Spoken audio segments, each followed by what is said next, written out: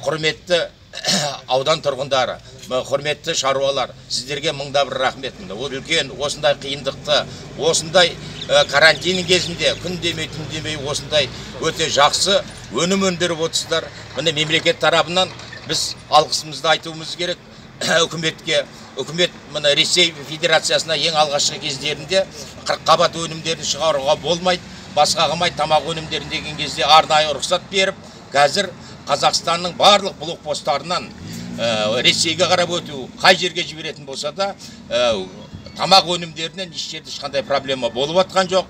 Үкімет өзінің тарапынан қолдау, қуаттауды көрсетіп жатыр. Өмірзақ Естайұлы арқылы үкіметке барлығын жеткізіліп отырмыз. Әрине, бұның бәрі ескеріледі. Әрбір шаруа, әрбір кеткен шығындары, болған қиындықтардың барлығы ескеріліп, заң талаптарына сәйкес оларға да жәрдем берілетін болады. Сол үшін елде бірлік болсын, сабырлық болсын, аман болайық, есен болайық, еліміз аман, жеріміз аман, халқымыз аман, елдің азаматтары мен мына азаматшалары, кәсіпкерлеріміз елде аман болсын. Біз барлығымыз біргеміз.